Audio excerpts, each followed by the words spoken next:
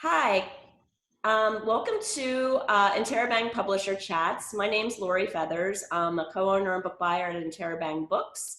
And with me today, I've got the brain team behind one of my favorite small publishers based in Los Angeles, Unnamed Press. I've got Olivia Taylor-Smith and Chris Heiser. Welcome, guys. Hi. Hi, Lori. Thanks for having us. Of course. We're going to just kind of talk a little bit about what you guys publish. I know I've got some of my favorites from your list in past years, and I want to make sure that we save a bunch of time for talking about what you guys have coming out in the fall. I'm really intrigued by the look of your fall list, and I really want to talk about this crazy Scrabble book that you guys have coming out. It's very intriguing, and the author as well. But first, why don't you guys kind of tell me a little bit about the history of the press and how you guys got together and thought about starting Unnamed? Well, since Olivia has had just a very recent piece in Shondaland telling that story that got a lot of new visibility for us, I'll let her tell it. Because I thought because I wrote that, you were going to say it now. Oh, that's where I thought he was going too, yeah. So Chris and I actually met while working at the Los Angeles Review of Books, which is an online literary magazine. They have a quarterly print journal. And we were there really in the very early days.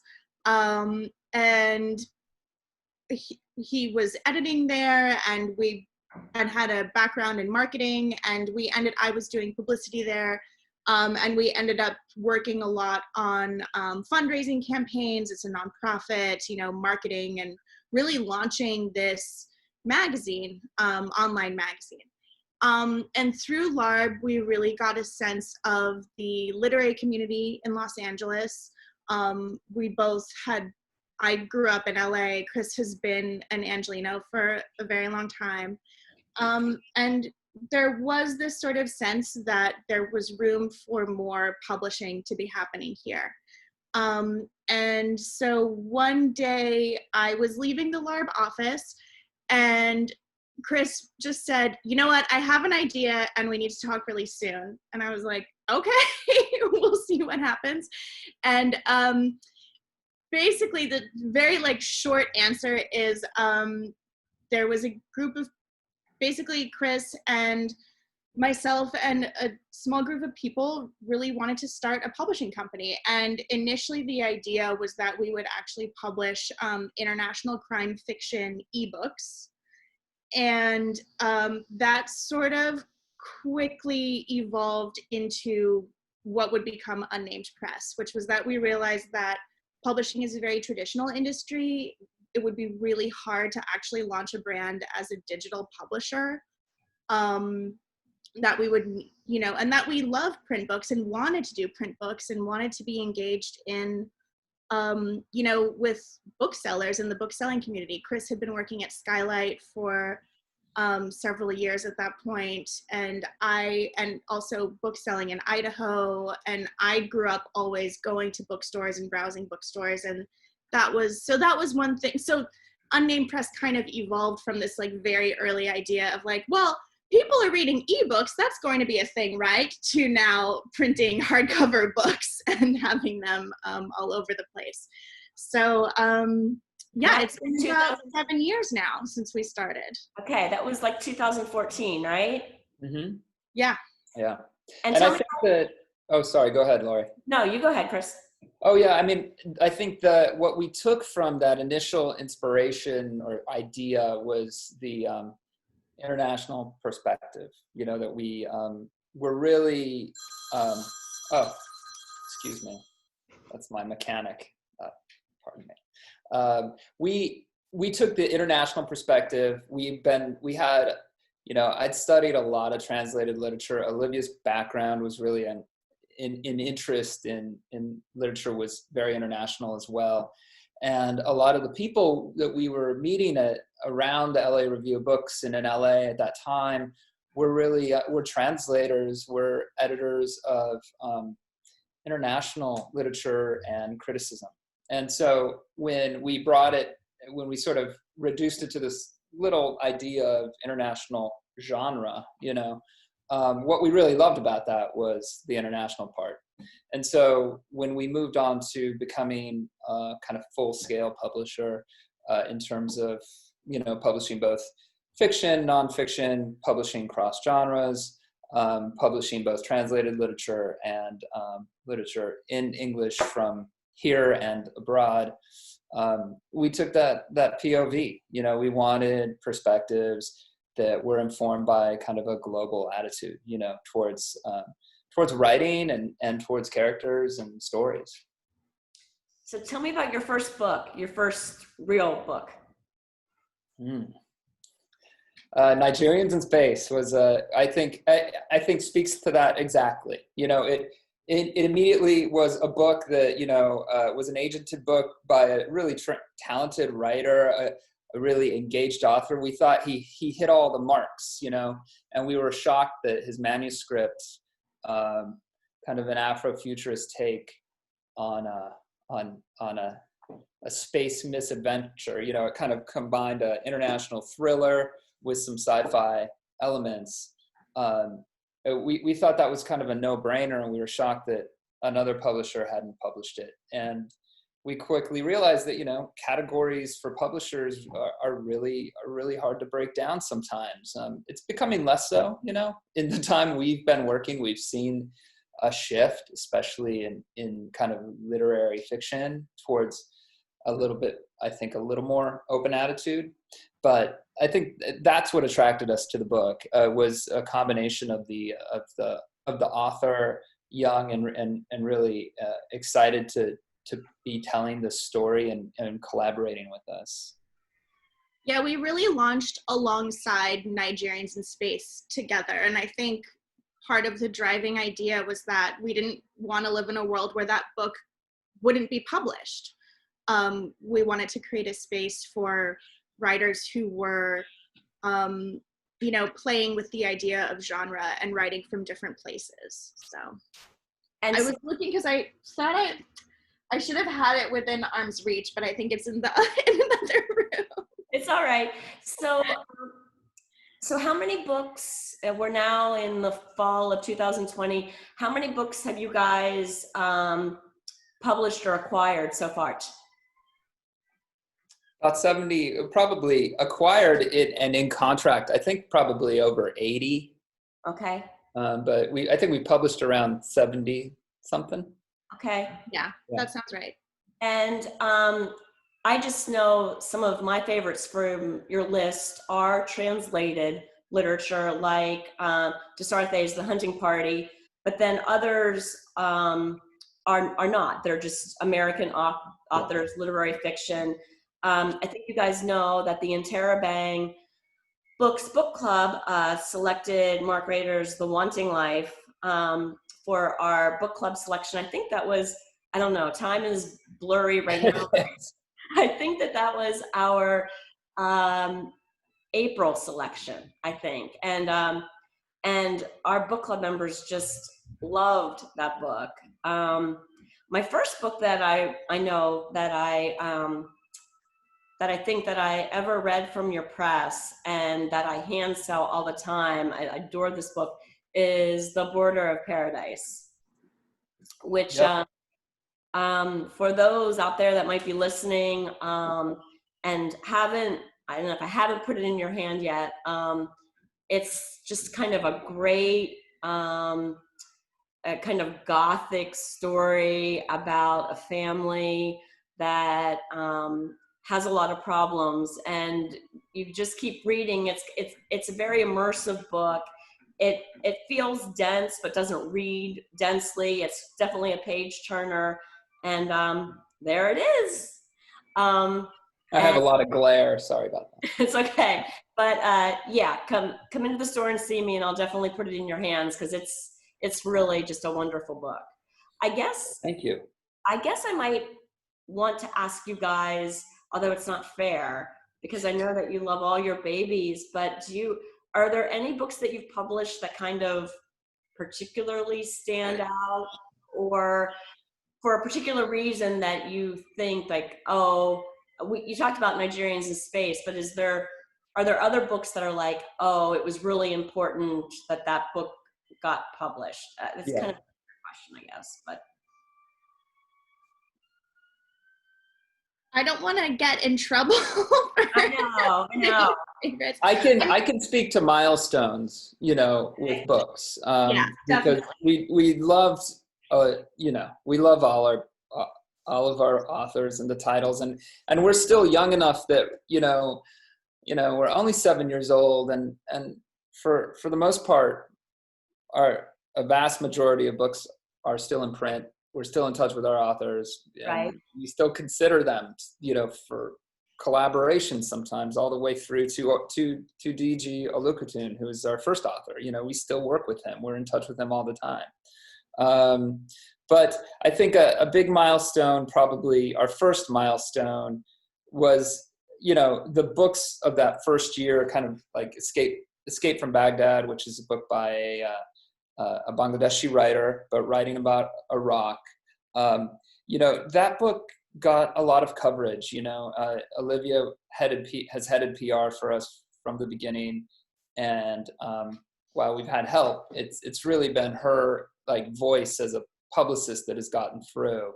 And that was the first book where I felt like, wow, we're getting coverage in Vice, and we're getting, The Guardian is loving this book, or we're getting kind of big media.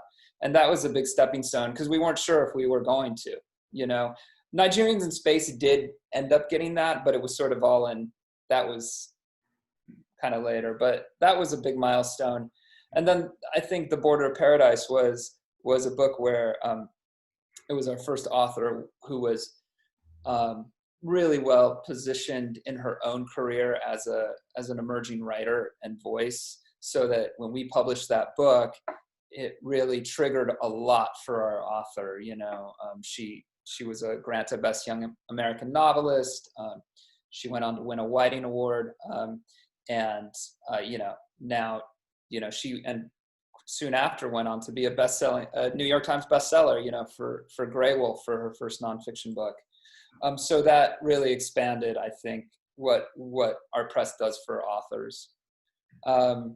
And then in the kind of middle period here, we started publishing a lot of just really wonderful debut women writers, or emerging women writers, that I think really established our press as a press for voices of talented literary fiction writers, but especially women. Like Florence in Ecstasy was a book that came out.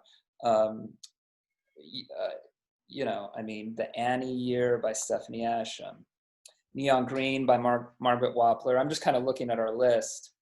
And then Blue Money was our first memoir, and that was soon after Florence in Ecstasy, and that's when we started diversifying our list, and so Blue Money was a memoir about kind of 70s New York, and a very racy memoir by Janet Caprone. And that was another book that we got into.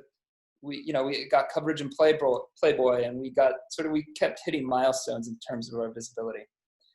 Our first hardcover was another big step, and that was Mem by Bethany Morrow, and that was a book that did quite well for us and continues to do well in paperback as well. And then from there, I think we really started balancing out our nonfiction and our fiction. A big book that I think was another milestone was Cruising, which was a nonfiction book about cruising for sex, and by Alex Espinoza. That was a concept that Olivia developed in-house, and we went out and found an amazing writer who really got excited about the project.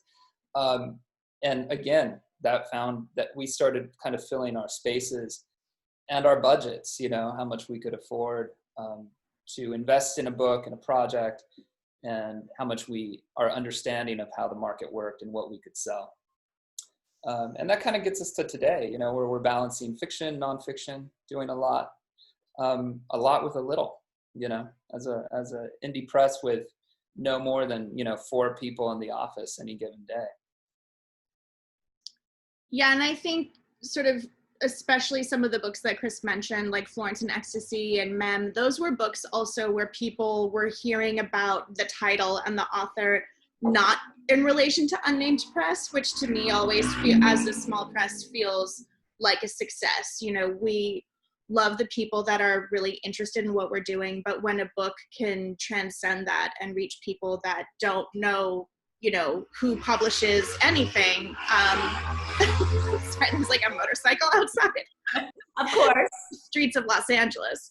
And so that always feels like an achievement. And then this book also that we published, Homesick by Jennifer Croft, which you are certainly familiar with, Lori, for me also felt like a milestone because it felt like really an unnamed press book, and a book that is experimental in a lot of ways, but is one that we really felt like we just had to publish, and I'm so glad we did. And so that is that for me is a big milestone. And then just this past week has been actually really a busy week for us. We have our first Oprah Magazine mention yesterday for What We Inherit by Jessica Pierce Rotondi, which Oprah Magazine named one of the best beach reads of the summer. Tell us a little bit about that book. So What We Inherit, this was published towards the end of April. So we'd planned, you know, a 12-city book tour that had just been completely canceled. But we've bounced back. Jessica Pierce Rotondi, the author, is incredibly dedicated because it's her family story. It's a nonfiction book that combines her memoir, but also she's a journalist, and her investigation into this family mystery. When her mother passed away, she discovered this box of documents from the CIA, from President Carter, from the United States Air Force, and, you know, tons of newspaper clippings of photos of her grandparents at protests that she had no idea what really any of it was about. And it turned out that her, Jessica's uncle, her mother's older brother, disappeared during the CIA-led secret war in Laos. And her family spent decades trying to find him, and were constantly met with resistance from the Air Force, who did not really want to reveal what happened. And Jessica ended up going to Laos to see if she could find some answers. And when she's there, she's really confronted with the reality of just the intense amount of bombings that happened there and what her uncle was doing there. So it's about, you know, the American legacy through this family, the American military legacy, and how do you work past that? So it's a book that's really been resonating with people. And yeah, I mean, to be a debut writer published by a small team here in LA on Oprah Magazine was just really, really gratifying yesterday. That's big time. Congratulations. So yeah, so that also, I just feel like the milestones are happening, and we're trying to enjoy them as best we can, even though you know, there's so much going on in the world, but we are just trying to really focus on connecting people with stories and doing the best that we can for our authors. Well, I know that just even working in a bookstore, I get so many people that come up to me and say, oh, I just wrote a book, or I wrote a book 2 years ago, you know, will you look at my manuscript, or I self-published this book. And I can't imagine what it must be like to have a small publishing company. You guys are 4 people. So what do you have any kind of, I don't know, guideposts in terms of what you look for from a curation perspective in terms of, you know, trying to decide what to publish? Yeah, I mean, well, you know, just as you well know, Lori, distribution is everything, you know. So for us, we're small, but in the very beginning, when we knew we needed to be distributed by somebody who really wasn't just putting our books in a warehouse, but had a sales team that was helping us with Amazon, helping us with Barnes and Noble, helping us make decisions about how many books to print, and where to put them, and most importantly, helping us have relationships with you, with bookstores. And because of our relationships here in LA, we were able to really get connected with, I think, the best sales team out there right now with PGW. So Publishers Group West, our warehouse is in Jackson, Tennessee. We don't have, our sales team is based in Berkeley, but they're in New York as well and elsewhere. So we feel day to day we're working with them. So we feel bigger, and I think that's between being a micro press and being a small press, whether you're a small press like Grove Atlantic, which is an independent, but, still, or a press like us, is the distribution, like you either can get the books out or you're doing more regional focused sales, real kind of, which is a different game, and so I think that's something good to point out to people. As far as what was your question though? I forgot. So as far as editorial acquisitions go, Yes. Chris and I both acquire about half the list each, and give or take, kind of depending on the year now. But we've been really, really lucky, or cursed, I don't know, in that Chris and I tend to always agree. We have sort of, it's almost telepathic. And we're always, I think it's so much fun because we are receiving submissions from, agents, from writers all over the world. And when we find something really exciting, we, share it with the other person and we make a decision. And I can't think of a time, there's never been a time where I've really, really wanted to publish something and Chris didn't want to, or vice versa. Yeah, I think we've had a really great partnership that way that might be a little different than, a bigger editorial room where editors come in and, they pitch their stories and advocate for their books in an editorial meeting. And that's kind of the end of it, and then you go to sales and sales either says yes or no, you can do it, we can do it or not. We have a great sales team and they give feedback, but we have the final say. So in our editorial meetings, we're always sharing manuscripts, we're reading each other's considerations, and we're trying to make decisions for the company and for the complete list, so and that's, I think, like other smaller presses, indie presses, they're doing the same thing, but that's a little different. We do a lot of editorial development, that I think great writer, great story, and maybe 20 years ago it would have been picked up by a larger house, but these days, books, those books are getting passed on increasingly. So when we really see talent and an exciting story that we think fits our, kind of fits our list, we're really ready to do the work as editors, and that's what we like to do. We love to try to make stories as kind of sparkling as they can be. Well, tell me about some of the diamonds that you've got coming out the rest of this summer through the end of the year. I know that there are at least 4 or 5 titles that we haven't seen yet, and I'm looking forward to those. So maybe you guys can just tell us a little bit about each one. Oh, sure. Thank you. Do you want to we talked about What We Inherit, and we just launched Vagabond by Anna Dorn, another novel. We're really the rest of the year is fiction. It's all novels. Olivia, do you want to talk about Vagabond? Yeah. So, we just published Vagabond, which is a very shiny hardcover. It's a beautiful cover, yeah. Isn't it cool? It really worked out. we really decided to just go for it.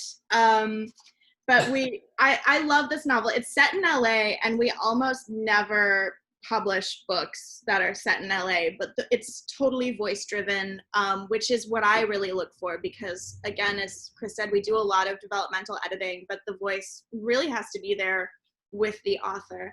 And Vagabond is about a woman who is a rapper, or who's a lawyer, but wants to be a rapper, and sort of the ridiculousness that entails. And it's really an exploration of identity, as she quickly sort of spirals into this music producer's world and kind of nasty subculture.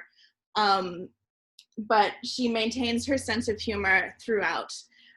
So we've been really excited with the response to Vagabond. It's interesting publishing right now because everything is kind of delayed, but then also accelerating. So like this is coming out and more interviews and things are coming, but now already as far as like the media side is concerned, it's summer. Our August title, Hysteria by Jessica Gross, was just in Refinery 29 and LitHub's most anticipated books of the summer list, which is really exciting. And Hysteria is about a woman who becomes convinced that her bartender is Sigmund Freud. And I've kind of just leave it at that so that people can discover for themselves and decide for themselves whether he is Freud or not, or a figment of her imagination. We try to leave that up to the reader. But so I've just been really pleased with the reception to that because it is an unusual premise. Is it a debut, Olivia? Sorry? Is it a debut? Yes, so this is Jessica's debut novel. She's actually relocated to Texas right now, so I'm gonna have to start calling her Texas-based. Oh. But yeah, Jessica Gross, we're really excited about it. It's also very, very funny, but very dark and twisted. So I think maybe that's why now it is like a summer read in the pandemic age, whereas maybe it wouldn't have been billed that way. Before. Now it certainly has some nostalgic elements, you know, like going to a bar, going to parties, like random hookups, things like that. You just don't. Yes, someone said that to me about Vagabond also, that because there's so many parties and concerts and shows, and that element just. A bookseller at Skylight was just like, oh, remember parties, and really loved the book for that reason. So yeah, they kind of feel that way. And then in September, we're publishing it's not the author's debut, but it's her first novel, Furry Her Voice. And she wrote a poetry collection called How to Cure a Ghost. And she is a super interesting writer who's really exploring, rape culture and cultural identity, and also, what it is like to leave your family and build your own community, which now, seems so difficult for so many people who can't, I think one thing that people don't really talk about right now are the people that actually are not safe at home. And this book is really about that. And luckily in the world of the book, the character is able to leave home and find out what that means for herself. But so I'm hoping that it will resonate with a lot of people. It's saying some really controversial things. But she's a surprising voice, and like she's such a strong voice. Her poetry collection came out with Norton last year.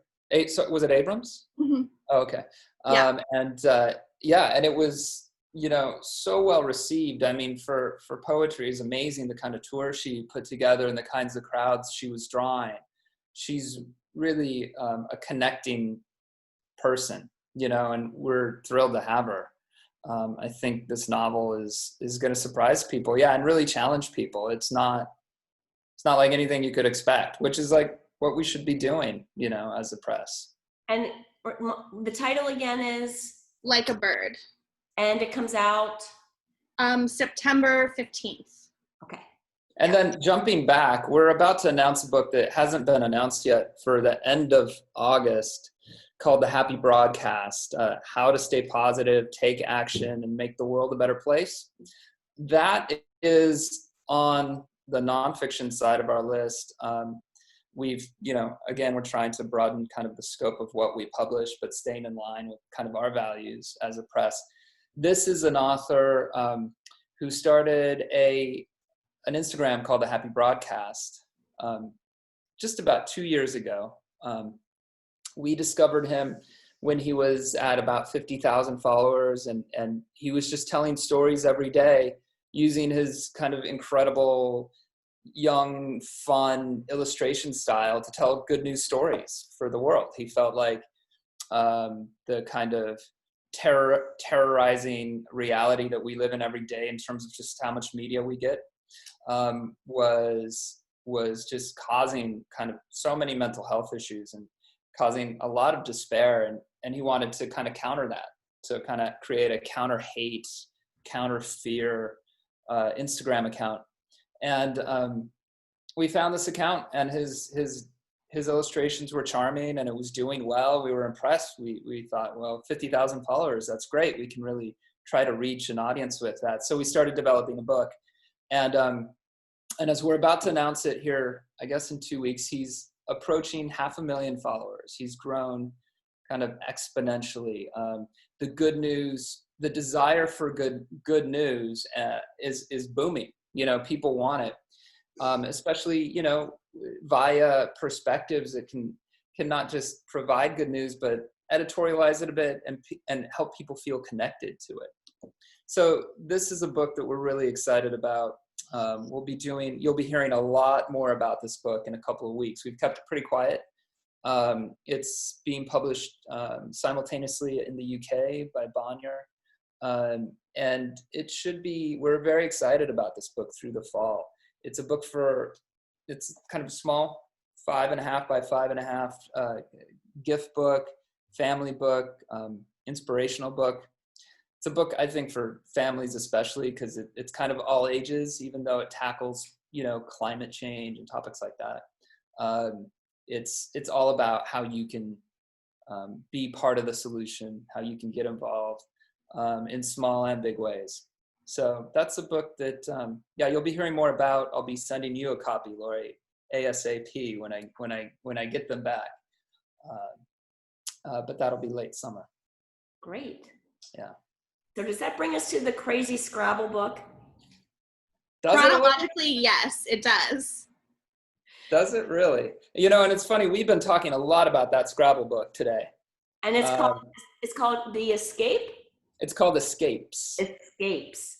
Okay, tell me about this author and tell me about the premise of this book. It's off the charts. I didn't even know that there were, I don't know where I've been, but I didn't know that there was like a World Cup of Scrabble. Yeah, they are our world championships. And Daniel is I would say Daniel Tunard is a world-class Scrabble player.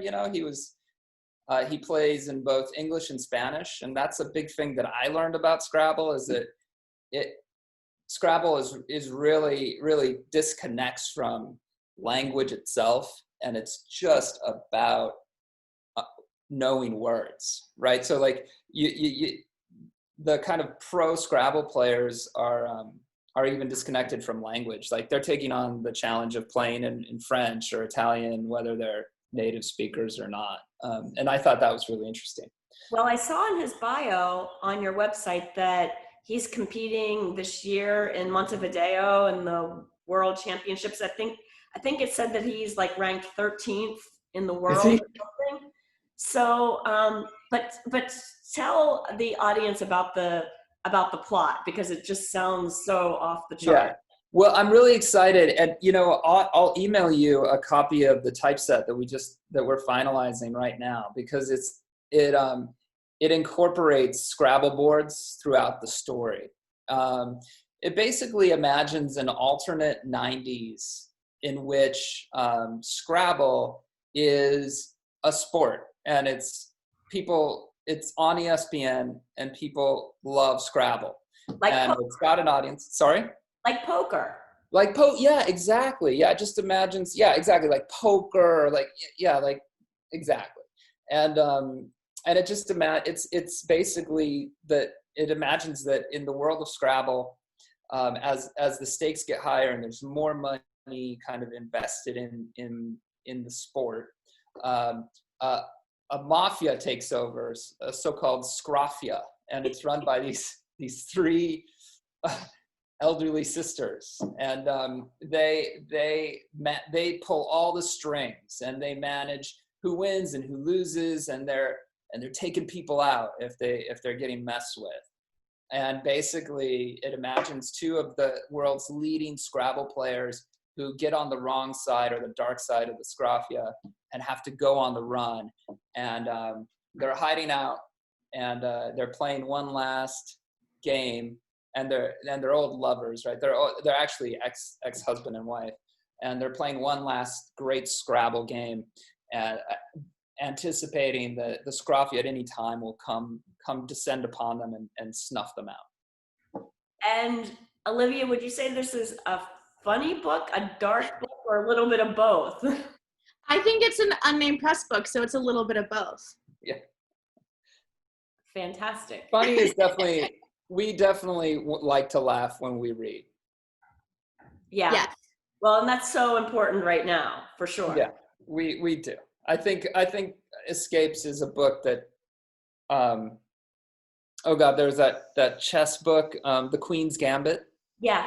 Did you ever read that? No, I never have, but I know of it.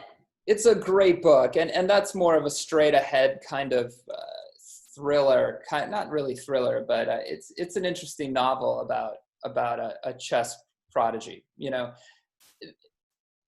But what it does really wonderfully is that whether you like chess or not, when you read The Queen's Gambit, you're in the games and you're excited about the drama of these two people moving around. You know, it's done extremely well, and to this, in the same way, I think you read Scrabble. Like I don't play much Scrabble, but I loved reading about these people who are just so geeked out about the sport that they're kind of like, they're willing to die for it, you know? So it's pretty fun.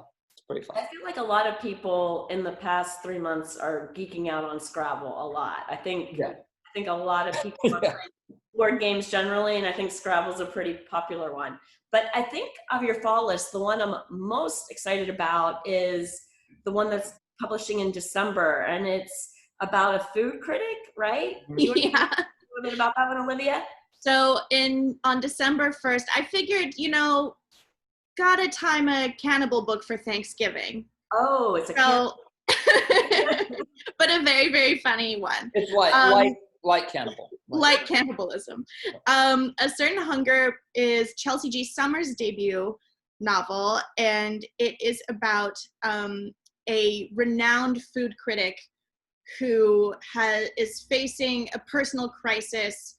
She's been laid off from the magazine that she basically built with her reviews. Things with her Italian lover are kind of on the rocks, and she basically embarks on this journey of killing and then tasting her ex-male colleagues and paramours. But it is laugh out loud funny. And does she do this for revenge, or just kind of more of as like interest, like who's the tastier? A little bit of both. She samples a different piece of each man each time. So it's kind of a culinary experiment, but it is very much driven by revenge, and really driven by a lot of the anger of women feeling invisible when they reach middle age. This is sort of the most extreme fictionalized version, manifestation of that anger. So it's also really a direct response to the society that she's been living in. So it is very political in that way. And I think that even though, you know, obviously these are like incredibly like extreme situations, the author is very much aware of that. And the character is too, you know, she is kind of this self-aware psychopath. And so it's, if you're going to be a psychopath, you better be self-aware, right? Exactly. And so for us, we really thought, well, this is going to be our reaction to the election, no matter what happens. Cannibal feminist revenge. There was no way that this book fit either way. It didn't. Yeah. It's also exceptionally written. You know, Chelsea Summers is such a good writer. Yeah, we're really excited. We just got blurbs in from Megan Abbott and Matt Johnson, and some other fantastic writers. I mean, once you read, you can't put down this book. It was literally a submission that came in, and I just read it in one sitting, and I just thought, we have to, there's no way we can't publish this. Well, yeah, and Olivia shared it with me, and that's one where she sent it to me. I started reading it, and I just didn't even have to finish. I was just like, yeah, I was like, I'm making the offer. I was like, okay, go right, let's do it. You know, the cover is so beautiful and refined. You know, you would never know looking at the cover that it's, you know, about a cannibal. Well, the writing is too. You know, we really wanted a cover that would speak to actually the elegance of this character. So it's very surprising in different ways, I think. Although, Laura, you should look more closely at what the character, that cover. What she's eating? Yeah. Yeah. Have it in front of you? Can you show it? Let's see. Hold. Okay, I'll be right back. I'm gonna close my a curtain here so I don't get glare. We'll have the link so people can pre-order this as well. But yeah, this one, she, you know, I think this character is the sort of answer to Patrick Bateman that we've all been waiting for, you know, for decades now. Of just the post-Bret Easton Ellis thing. Oh, okay. Yeah, that's I believe that's a heart, right? It's a human heart, yes. I didn't look very carefully at what. We had a lot of discussions about that cover. Yeah. Well, that looks fantastic to me. Thank you. Thank you. And wrapping up, anything that you guys want to leave us with? Let Interabang readers know about your press or your books that we haven't covered? No, I mean, I'm just really grateful that bookstores have created this community and that even virtually we can connect with them. So thank you so much for inviting us to be a part of what you've built. It is really, really incredible. And yeah, this is why we do what we do. So. Yeah, well, you know, we've been huge fans of yours, Lori, for a long time. You're a wonderful critic and writer yourself. And it's we've had that affinity with you on the international front as well, you know. But yeah, we're just excited to be able to partner with bookstores in this way. I'll note that, you know, it's not the case in the UK and in other places in Europe. The US does have a really strong kind of distribution network that is supporting bookstores through this time. That's kind of special. And I'm really glad to be a part of that right now, because in other places, the stores, it's really just shut down and all you have is Amazon, you know, starting to open up. But, you know, it was for a couple months there that was not the case. So grateful for you and everything you do. We love Interabang. Thank you so much. It was so great talking to you guys today. Yeah, thank you. Take care, Lori. Lori. Thanks. Bye-bye. Bye.